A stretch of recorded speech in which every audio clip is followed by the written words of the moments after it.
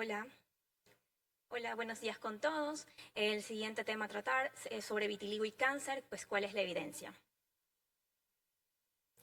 Como sabemos, se trata de una enfermedad crónica autoinmune en que se sienten atacados después los melanocitos. Se caracteriza por parches acrómicos que pueden tener un impacto psicosocial muy importante, especialmente en aquellos individuos de fototipos más altos. Y aunque actualmente no se cuenta con una data epidemiológica estandarizada, por lo cual es bastante limitada.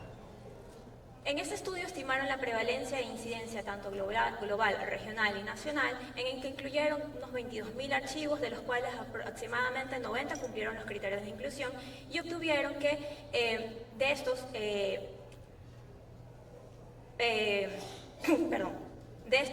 una prevalencia global del 0.6% en adultos y 0.24% en niños, y una incidencia que varía entre el 24 al 70%, dependiendo pues de la población que fue estudiada.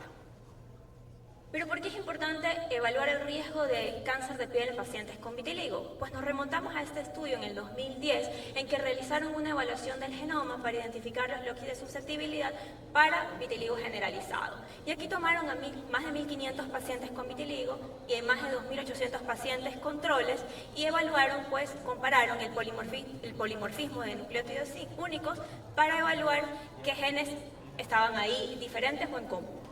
Y encontraron asociaciones entre vitiligo generalizado y polimorfismo de nucleótidos simples en varios bloques que previamente habían sido relacionadas con otras enfermedades autoinmunes. Aquí podemos ver en este gráfico muchísimos genes que han sido actualmente descritos o asociados para el desarrollo de vitiligo.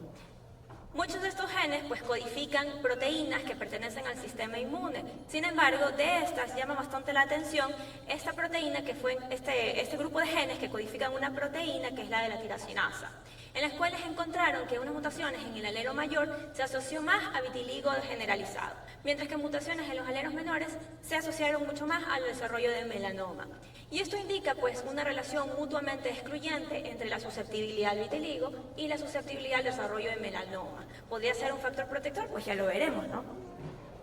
Pero ¿qué sucede entonces con la depigmentación o el vitiligo-like en el contexto de pacientes con melanoma? Bueno, sabemos que es el resultado de la destrucción inmunomediada por antígenos compartidos tanto por los melanocitos como las células cancerígenas, como un reflejo de la respuesta inmune al melanoma. Y existen varias respuestas inmunomediadas que incluyen todas las que vemos aquí en la diapositiva, como el alonevo, la alodermatitis, regresión de melanoma, las depigmentaciones luego de tratamiento con inmunoterapia y la leucoderma asociada a melanoma. En este estudio prospectivo, en que incluyeron 67 pacientes con melanoma metastásico y que recibieron pembrolizumab, de ellos el 25% desarrolló vitiligo. Y ellos concluyeron que los pacientes que tenían una respuesta al tratamiento a pembrolizumab se asociaba a mayor ocurrencia de vitiligo. En esta revisión sistemática incluyeron a 137 estudios en que tenían pacientes con melanoma en estadio 3 y 4 tratados con inmunoterapia y buscaron determinar si el inicio de la depigmentación vitiligoide durante la inmunoterapia estaba o no asociada a mayor tasa de supervivencia. Entonces ellos encontraron finalmente que los pacientes que desarrollaron vitiligo tenían 2 a 4 veces menos riesgo de progresión de la enfermedad y muerte respectivamente frente a aquellos que no desarrollaban el vitiligo. Bueno, pero aquí estamos con una parte. ¿Y qué ocurre con el cáncer de piel que no es melanoma? Bueno, en este estudio compararon la frecuencia de melanoma y cáncer de piel no melanoma entre pacientes de vitiligo y pacientes que correspondían a un servicio totalmente distinto, cirugía vascular. Y ellos encontraron que pacientes con vitiligo tenían un riesgo reducido de desarrollar neoplasias cutáneas de una u otro tipo, aun considerando que muchos estaban expuestos a niveles elevados de radiación UV. Nos vamos un poco más acá, ya bastante reciente, en este estudio del 2025, en que incluyeron, en cambio, más de 15.000 pacientes con vitiligo, y lo interesante es que también incluyeron más de 18.000 pacientes con alopecia areata y también incluyeron a sus hermanos. El objetivo era investigar el desarrollo de cáncer de piel, melanoma, no melanoma, y también cánceres no cutáneos en este contexto de pacientes con vitiligo, con alopecia areata, comparándolos con la población general y para evaluar los riesgos correspondientes con sus hermanos.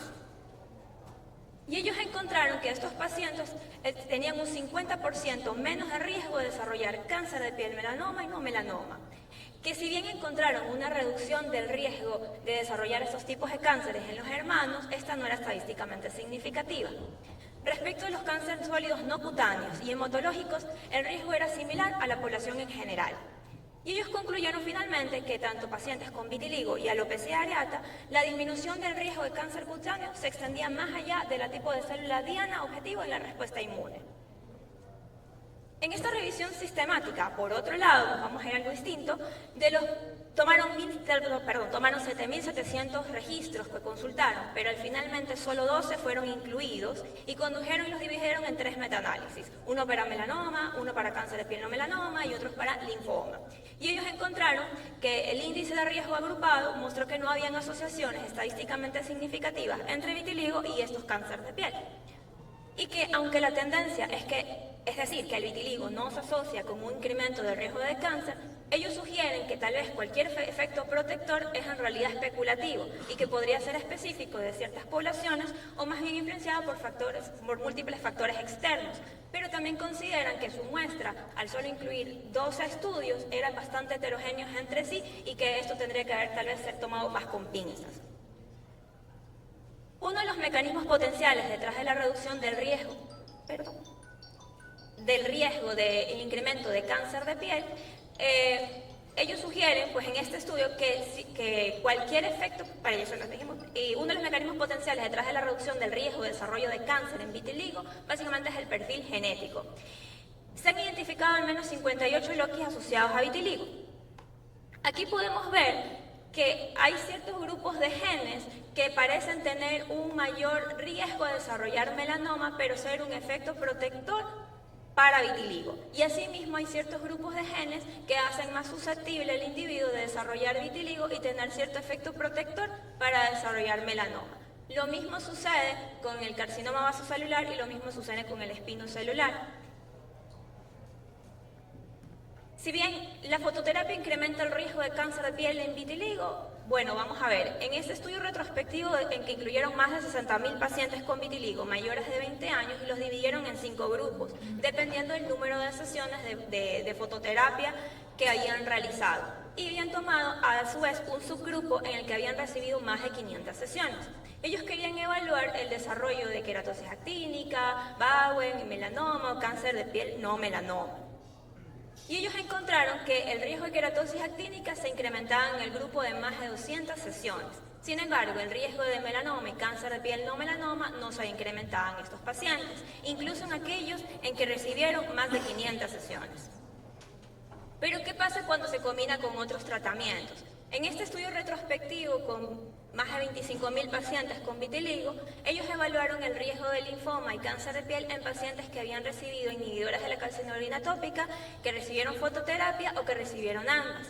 Y ellos concluyeron que el riesgo de linfoma y de cáncer de piel de ningún tipo no se incrementaba significativamente en ninguno de los tres grupos, inclusive en aquellos en que recibían las terapias combinadas. Entonces, podemos concluir que en base a todo lo que hemos revisado, no existe un aumento de riesgo de cáncer de piel en pacientes con vitiligo. ¿Podría ser el vitiligo un factor protector contra el desarrollo de melanoma y cáncer de piel no melanoma? Bueno, aparentemente, según el perfil genético, al menos con la información con que se cuenta, ellos son excluyentes, es decir, o desarrollo uno o desarrollo otro en teoría, aunque no significa que un paciente con vitiligo nunca pueda desarrollar algún tipo de cáncer de piel o de cualquier otro tipo o un melanoma, sino más bien que el riesgo podría ser significativamente menor. ¿Podemos decir que la fototerapia es segura? Pues aparentemente sí, la fototerapia no predispone al desarrollo de cáncer de piel en el contexto de pacientes con vitiligo. Algo importante que acotar aquí es que ¿qué sucede con otros tipos de cáncer que no son a nivel de piel?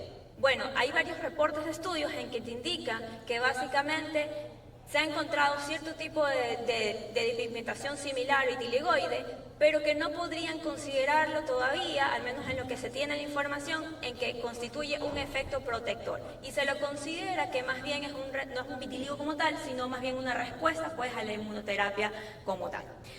Ahora, entonces, ¿qué le decimos a los pacientes respecto a la protección solar, que siempre ha sido bastante estricta? Pues va a depender de cada paciente, va a depender del contexto de cada paciente y básicamente no se puede decir vaya al sol nada más, porque recordemos que esta piel, al estar sin protección natural, igual queda muy susceptible al desarrollo de quemaduras y otras patologías. Muchas gracias.